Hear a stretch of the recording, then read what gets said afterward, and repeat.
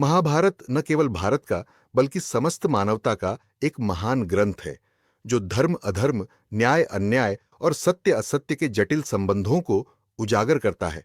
यह केवल एक युद्ध की कथा नहीं, अपितु एक सभ्यता के नैतिक पतन और पुनर्निर्माण की गाथा है। कुरुक्षेत्र में हुआ यह महासमर महज दो पक्षों का युद्ध नहीं था। यह उन विचारों का संघर्ष था जो पीढ़ियों से भीतर ही भीतर पलते रहे। अहंकार, प्रतिशोध, मौन स्वीकृति, धर्म की व्याख्या और सत्ता की भूख। इस युद्ध को समझने के लिए हमें मात्र दुर्योधन को दोषी ठहराना एक सरल लेकिन अधूरा निष्कर्ष होगा। युद्ध में उतरने से पहले जिन पात्रों ने नींव रखी, ईंधन डाला या मौन स्वीकृति दी, उन सब की भूमिका गहराई से परखने योग्य है। इस वीडियो में हम क्रमशः उन 10 प्रमुख पात्रों की भूमिका का तथ्यपरक, आलोचनात्मक और नैतिक दृष्टिकोण से विश्लेषण करेंगे, जो प्रत्यक्ष या परोक्ष रूप से इस युद्ध के उत्तरदायी थे। भीष्म पितामह मौन प्रतिकार और अधर्म पर चुप्पी भीष्म महाभारत के सबसे आदरणीय और विद्वान पात्र माने जाते हैं। उनका ब्रह्मचर्य, व्रत, आज्ञाकारिता और रण कौशल अतुलनीय था। किंतु यही गुण जब नैतिक निर्णयों में बाधा बनने लगे, तब वे गुण नहीं, दुर्बलता बन जाते हैं। भीष्म ने सत्य को देखा, जाना, पहचाना, परंतु उसे रोकने का प्रयास कभी नहीं किया। भीष्म का व्रत, हस्तिनापुर की गद्दी के लिए विवाह न करने की प्रतिज्ञा, उन्हें नैतिक रूप से एक सशक्त पुरुष बनाता है, लेकिन जब यही प्रतिज्ञा उन्हें अधर्म के विरुद्ध आवाज उठाने से रोकती है, तो वही प्रतिज्ञा घातक बन जाती है। गांधारी का विवाह जब धृतराष्ट्र से हुआ, तो यह भीष्म ही थे जिन्होंने यह राजनैतिक गठबंधन तय किया, जबकि उन्हें ज्ञात था कि धृतराष्ट्र जन्म से अंधे हैं। भीष्म ने उस समय धर्म और नीतिशास्त्र के विरुद्ध जाकर राज्य के लिए एक अंधे राजा का मार्ग प्रशस्त किया, जो आगे चलकर विनाश का कारण बना। यह प्रसंग भीष्म की नैतिक दुर्बलता का चरम उदाहरण है। जब दुर्योधन ने द्रौपदी को सभा में अपमानित किया और दुःशासन ने उनका वस्त्रहरण किया, तब सभा में उपस्थित भीष्म ने मात्र धर्म के द्वंद्व पर विचार करने का अभिनय किया, जबकि एक स्त्री का अपमान सामने हो रहा था। भीष्म का कथन सभा पर्व, स्त्री के लिए यह धर्म है कि वह अपने स्वामी की आज्ञा माने, किंतु यदि उसे जुए में हार दिया गया हो तो क्या वह अब भी स्वामी की वस्तु मानी जाएगी? यह दर्शन का समय नहीं था, यह कर्म का समय था। किंतु भीष्म ने अपने व्रत और आज्ञाकारिता को धर्म पर भारी होने दिया। दुर्योधन के अन्यायपूर्ण निर्णयों, पांडवों को वनवास भेजने और सभा में अहंकार पूर्वक व्यवहार करने पर भीष्म ने कभी खुलेआम विरोध नहीं किया। वे जानते थे कि दुर्योधन अधर्मी है, किंतु राज परिवार की प्रतिष्ठा, परंपरा और व्रत की मर्यादा उन्हें रोकती रही। भीष्म की भूमिका इस युद्ध में अत्यंत जटिल है। वे प्रत्यक्ष रूप से युद्ध के कारण नहीं थे, किंतु उन्होंने उन सभी घटनाओं को रोकने की शक्ति रखते हुए भी नहीं रोका। यह उनका सबसे बड़ा दोष था। अधर्म पर मौन रहना भी अधर्म का साथ देना होता है। राजा द्रुपद की भूमिका, अपमान से उपजा प्रतिशोध। राजा द्रुपद और द्रोण बचपन में गुरुकुल में साथ पढ़ते थे। उस समय द्रुपद ने मित्रता में कहा था, जब मैं राजा बनूंगा तब तुम्हें भी आधा राज्य दूंगा। ये बचपन की बातें थीं, परंतु द्रोण के लिए यह एक वचन बन गया। समय बदला, द्रुपद राजा बन गए और द्रोण दरिद्र ब्राह्मण। जब द्रोण अपने परिवार के भरण पोषण हेतु द्रुपद के पास सहायता मांगने पहुंचे, तो द्रुपद ने अपमानजनक उत्तर दिया, राजा और ब्राह्मण की मित्रता समान स्तर पर हो तभी शोभा देती है। तू अब राजा नहीं, दरिद्र ब्राह्मण है, मित्रता की कोई बराबरी नहीं रही। यह घमंड, अपमान और अहंकार का घातक संगम था। यह द्रुपद का वचन ही था जिसने द्रोण के हृदय में प्रतिशोध का ज्वालामुखी जला दिया। द्रोण हस्तिनापुर पहुंचे, कुरु राजकुमारों को शिक्षित किया और अर्जुन से द्रुपद पर चढ़ाई करवाई। जब द्रुपद युद्ध में पराजित हुए और उनका आधा राज्य द्रोण को मिला, तो अब प्रतिशोध का चक्र द्रुपद की ओर घूम गया। द्रुपद ने अपने अपमान का प्रतिशोध लेने हेतु एक विशेष यज्ञ किया, जिससे द्रौपदी और धृष्टद्युम्न का जन्म हुआ। धृष्टद्युम्न को द्रोणवध के लिए और द्रौपदी को कुरुवंश में फूट डालने का माध्यम बनाना द्रुपद का ही संकल्प था। यह एक राजनैतिक योजना थी जिसे धर्म की आड़ में तैयार किया गया। राजा द्रुपद का अपमान, यज्ञ और अपने बच्चों को प्रतिशोध का साधन बनाना यह दर्शाता है कि उनकी भूमिका युद्ध के परोक्ष कारणों में अत्यंत गहरी है। उनकी मौन प्रतिशोध ने आगे चलकर महाभारत की दिशा ही बदल दी। आचार्य द्रोण की भूमिका गुरु, प्रतिशोध और अधर्म के द्वंद्व में जकड़ा पुरुष द्रोण एक विद्वान ब्राह्मण थे। परंतु जब द्रुपद ने उन्हें नीचा दिखाया तो उन्होंने गुरु धर्म और ब्राह्मणत्व के आदर्श को भुला दिया और प्रतिशोध की आग में तपने लगे।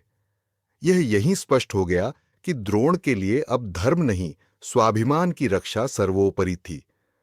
जब एकलव्य ने गुरु मानकर स्वयं को अर्जुन से श्रेष्ठ बनाया तो द्रोण ने अर्जुन को श्रेष्ठ शिष्य बनाए रखने हेतु एकलव्य से अंगूठा मांग लिया। यह शिक्षा नहीं, पक्षपात था। यह निर्णय दर्शाता है कि द्रोण अब न्याय के नहीं, पक्ष के व्यक्ति बन गए थे और यही पक्षपात महाभारत का एक प्रमुख कारण बना। द्रोण को झांक था कि धृष्टद्युम्न उन्हें मारने के लिए ही उत्पन्न हुआ है, फिर भी उन्होंने उसे शिक्षा दी। यह या तो अहम का घमंड था या नियति की चुनौती को स्वीकार करने की मूर्खता।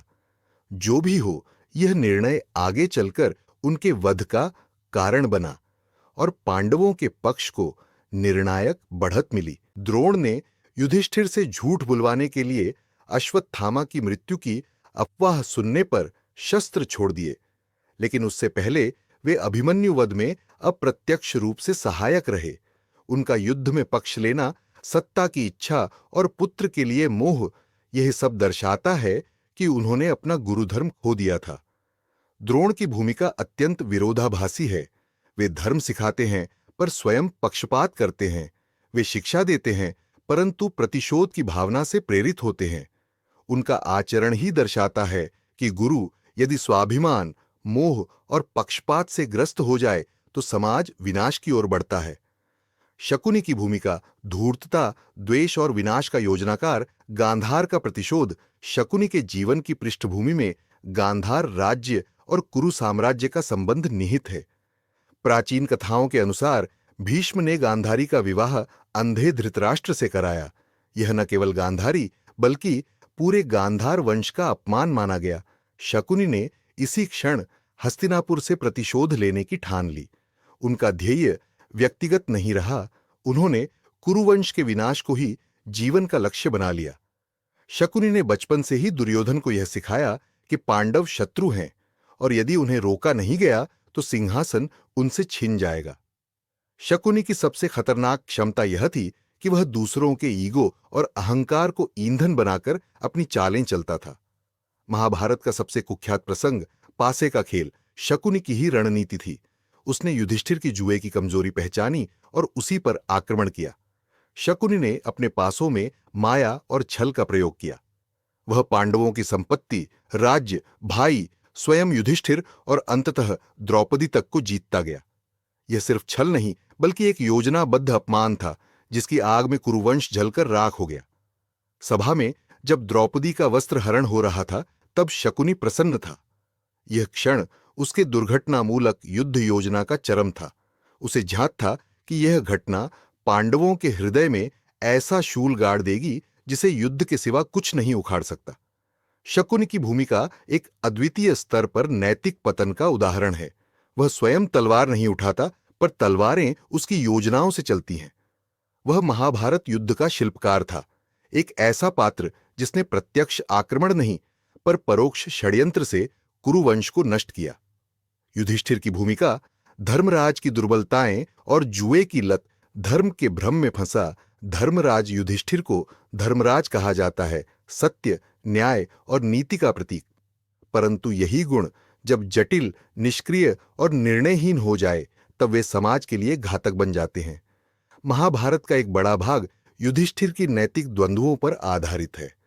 वे बार बार यह सोचते रहे कि धर्म क्या कहता है, परंतु उन्हें यह निर्णय लेने में देर हो गई कि अधर्म के सामने कब धर्म को तलवार बन जाना चाहिए। युधिष्ठिर की सबसे बड़ी कमजोरी थी जुए की प्रवृत्ति। शकुनी ने इसी का लाभ उठाया। जब उन्हें खेल में बुलाया गया तो वे जानते थे कि यह षड्यंत्र है, फिर भी गए क्योंकि उन्होंने उसे धर्म और शिष्टाचार का पालन माना। राजाओं को निमंत्रण अस्वीकार करना धर्म के विरुद्ध है।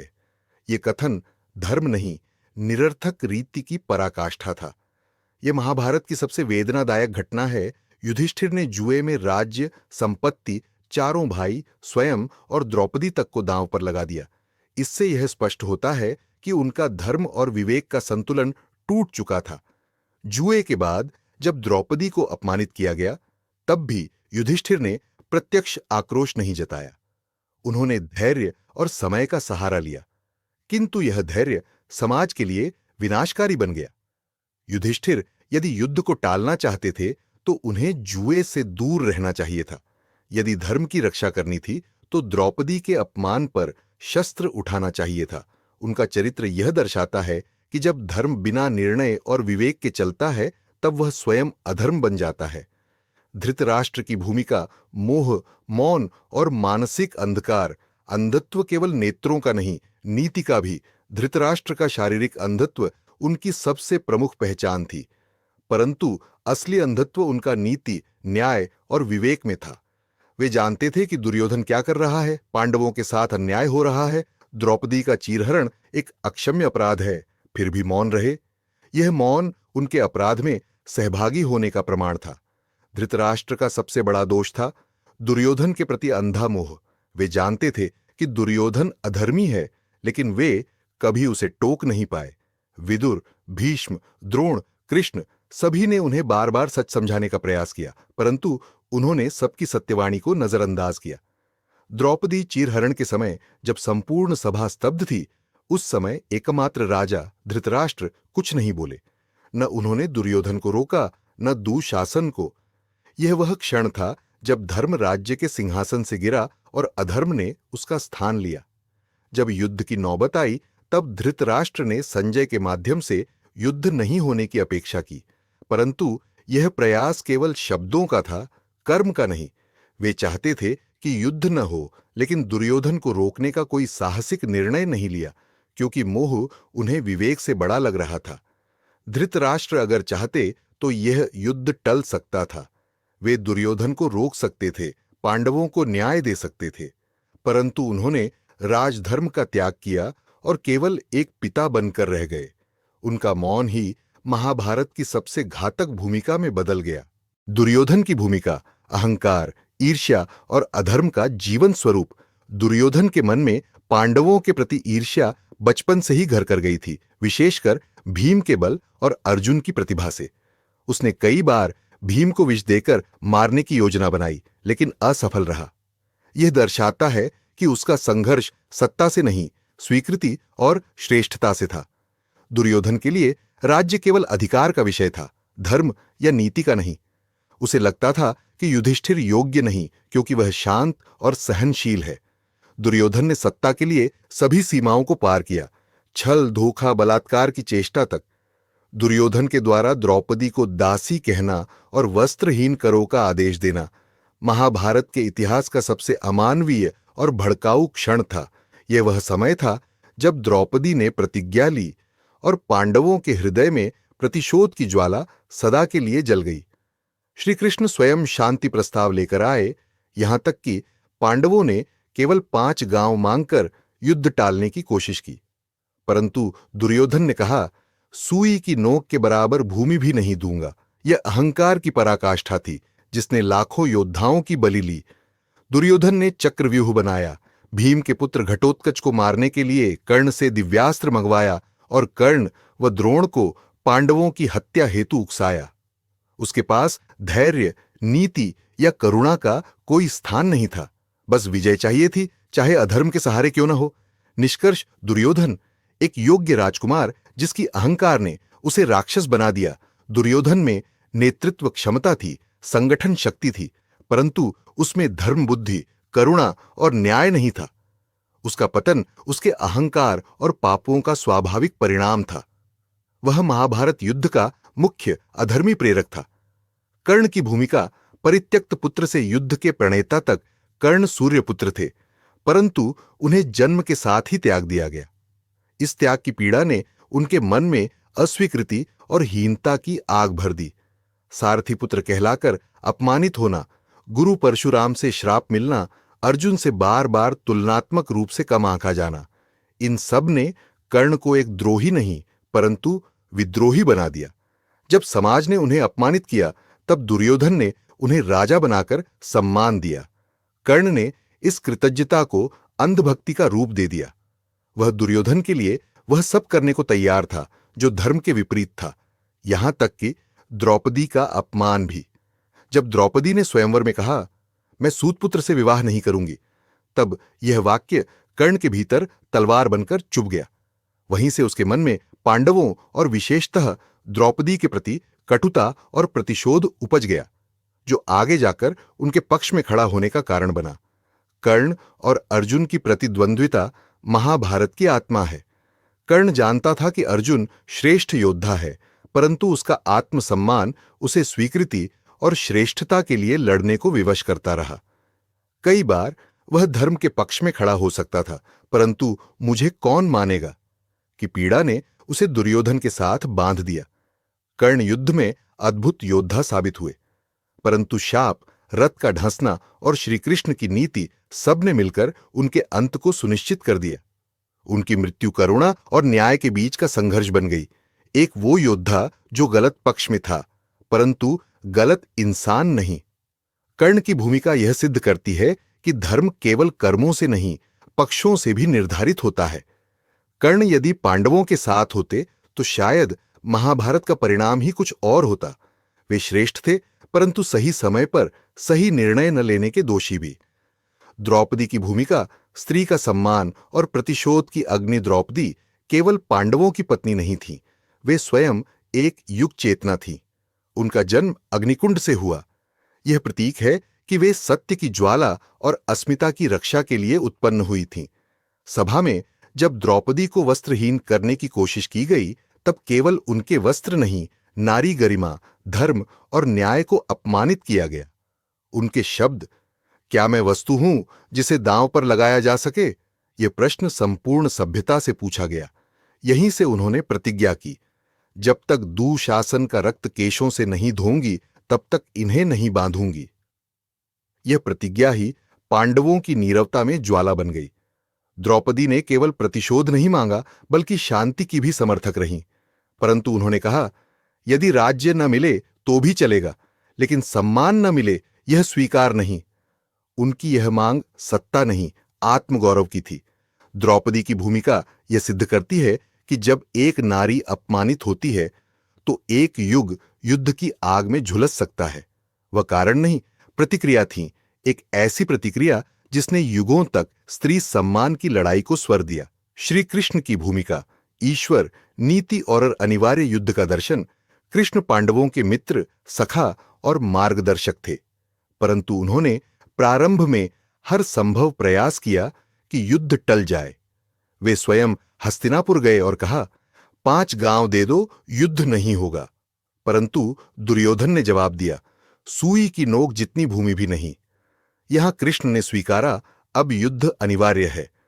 कृष्ण की सबसे महान भूमिका गीता का उपदेश है, जहां उन्होंने अर्जुन को समझाया कि धर्म केवल शांति नहीं, अधर्म के विरुद्ध युद्ध भी है। जब जब धर्म की हानि और अधर्म की वृद्धि होती है, तब तब मैं अवतार लेता हूं। यह महाभारत की आध्यात्मिक आत्मा है। कृष्ण ने यह भी स्वीकारा कि कुछ युद्ध नीति और समय की मांग पर विचार सापेक्ष होने चाहिए। द्रोण से अश्वत्थामा के नाम का छल, कर्ण से रथ का ढंसना, भीम से दुर्योधन की जांग तोड़वाना, ये सब रणनीति के शस्त्र थे जो उन्होंने धर्म की रक्षा हेतु उपयोग किए। कृष्ण इस युद्ध के नायक नहीं, निर्देशक थे।